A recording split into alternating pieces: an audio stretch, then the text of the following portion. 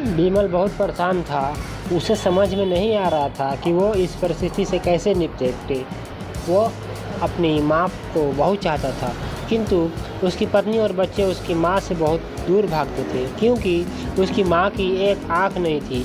साथ ही उसकी कमर भी 90 अंश पर झुकी थी। वैसे वह अपना काम सब खुद कर लेती है, किंतु फिर भी वो उसकी माँ और बच्चों के लिए हमेशा खटकती है। रात को विमल की पत्नी ने कहा, देखो जी, अब कुछ करो। कल कलेक्टर साहब की पत्नी आई थी। माँ जी अपनी देसी धुन धारा में उनसे मिली। मुझे बहुत शर्म आ रही थी, बताते हुए कि ये मेरी सास है। मैंने कह दिया कि दूर की रिश्तेदार है, इलाज कराने आई है। विमल को रोना आ गया, किंतु फिर भी वह चुप रहा। उसे समझ में नहीं आ रहा था कि वो क्या करे। अपने बेटे की मन स्थिति को सरस्वती अच्छी तरह से जानती थी और बेटे को कोई कष्ट न हो, इसलिए वो हर बात को चुपचाप सह लेती थी। विमल बहुत उदास रहने लगा। एक तरफ परिवार और सामाजिक स्तर पर जीने की प्रतिबद्धता थी, तो दूसरी ओर माँ। आखिर माँ से अपने बेटे की यह हालत देखी नहीं गई। एक दिन उसने अपने बेटे से कहा, विमल, बहुत दिन हो गए हैं, मैं अपने गांव जाना चाहती हूँ, मुझे वहाँ पहुँचा दो। मेरा मन नहीं लग रहा यहाँ। किंतु माँ, वहाँ तो कोई नहीं है, तुम्हारी देखभाल कौन करेगा? विमल ने आश्चर्य से पूछा। अरे सब गांव वाले तो हैं, और वो तुम्हारे मामा जी तो उसी गांव में रहते हैं, और फिर हम सारी व्यवस्थाएं कर आएंगे ना। कामनी तो जैसे मन की मुराद पूरी हो गई हो। हाँ बेटा, बहुत सही कह रही है, सरस्वती ने लंबी सांस लेते हुए कहा। विमल जानता था कि गांव में माँ की देखभाल करने वाला कोई नहीं है, लेकिन अपनी पत्नी की जिद के कारण वह अपनी माँ को गांव छोड़ने पर विवश हो गया। माँ को गांव छोड़कर आते वक्त उसे रोना आ रहा था तथा अपनी बेबसी पर गुस्सा भी आ रहा था, किंतु परिवार, पत्नी और समाज ने उसके इन मनोभाव को दबा दिया और वो सुकून सा महसूस करने लगा। कुछ दिनों बाद उसके चाचा, जो अमेरिका में रहते थे, आने वाले थे। जब विमल बहुत छोटा था, उसके पिता जीवित थे, तब वो भारत आए थे और उसके बाद वो अब भारत आने वाले थे। पूरा परिवार और आस पड़ोस बहुत उत्साहित था। अमेरिका से विमल के डॉक्टर चाचा आ रहे थे। डॉक्टर रमेश ने जैसे ही घर में कदम रखा, सबने मिलकर बहुत उत्साह से उनका स्वागत किया। क्यों विमल भाभी नहीं दिख रही, कहाँ है? डॉक्टर रमेश ने उत्साहपूर्वक पूछा।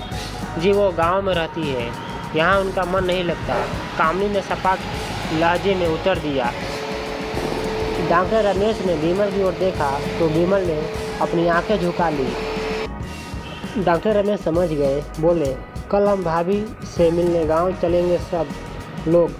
दूसरे दिन सभी लोग गांव के घर में पहुंचे। देखा सरस्वती को बहुत तेज बुखार है और वो पलंग पर असहाय पड़ी है।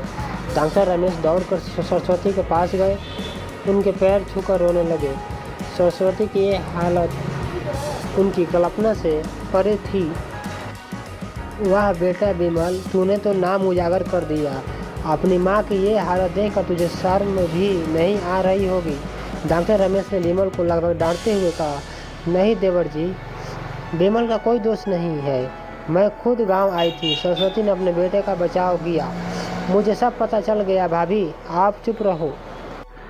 क्यों बहू, तुम्हें अपनी सास की कुरूपता पसंद नहीं है? समाज में तुम्हें नीचा देखना पड़ता है ना? डॉक्टर रमेश ने कामनी की ओर व्यंग से देखा। कामनी निरुत्तर होकर विमल को देखने लगी। आज तुम जिस सामाजिक स्तर पर हो, वो इन्हीं की संघर्षों की देन है। बेटा विमल, तुम्हें शायद मालूम न हो कि बचपन में जब तुम 1 साल के थे, तब छत से नीचे गिरने के कारण तुम्हारी एक आंख फूट गई थी और तुम्हारी रीढ़ की हड्डी में भी समस्या थी। तब तुम्हारी इस कुरूप माँ ने अपनी एक आंख और अपना बोन मेरो को तुम्हें देकर इतना सुंदर रूप दिया था। कामनी बेटा, इतने सालों तक संघर्ष करके बेटे को प्रशासनिक अधिकारी बनाने वाली इस संघर्षशील औरत की तुम लोगों ने यह दशा कर दी, तुम्हें ईश्वर कभी माफ़ नहीं करेगा। डॉक्टर रमेश की आंखों से अश्रु जलधारा बह रही थी। अब भाभी, आप मेरे साथ अमेरिका जाएंगी, यहाँ इन स्वार्थी लोगों के बीच नहीं रहेंगी। डॉक्टर रमेश ने सरस्वती से कहा। विमल को तो काटो तो खून नहीं था। डॉक्टर रमेश जो उसके चाचा थे, उन्होंने जो राज बताया, उसके बाद तो विमल को यही लग रहा था कि उससे ज़्यादा पापी इंसान इस दुनिया में कोई है ही नहीं। वह दौड़ता गया और माँ सरस्वती के कदमों में लिपट गया। माँ, मेरा अपराध अक्षम्य है। मैं जानबूझकर चुप्पी साधे रहा, आपका अपमान करवाता रहा।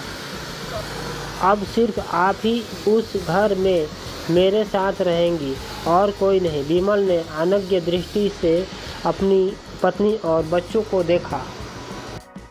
कामनी को भी बहुत पछतावा हो रहा था, किंतु उसकी हिम्मत नहीं हो रही थी कि वह सरस्वती से आंखें मिलाए। सरस्वती ने कामनी की मनस्थिति को समझकर उसको पुचकारते हुए अपने पास बुलाया और विमल को डांटते हुए कहा, खबरदार, जो मेरी बहू को मुझसे अलग करने की कोशिश की तो तुझे ही घर से बाहर निकाल दूंगी। कामनी और बच्चों ने सरस्वती के पैर पड़ते हुए अपने व्यवहार पर माफ़ी मांगी और माँ के हृदय ने सबको माफ़ कर दिया। इस कहानी से हमें शिक्षा मिलती है कि माँ बस तो माँ ही होती है। माँ का दर्जा कोई नहीं ले सकता दुनिया में। धन्यवाद दोस्तों, यह कहानी सुनने के लिए दिल से।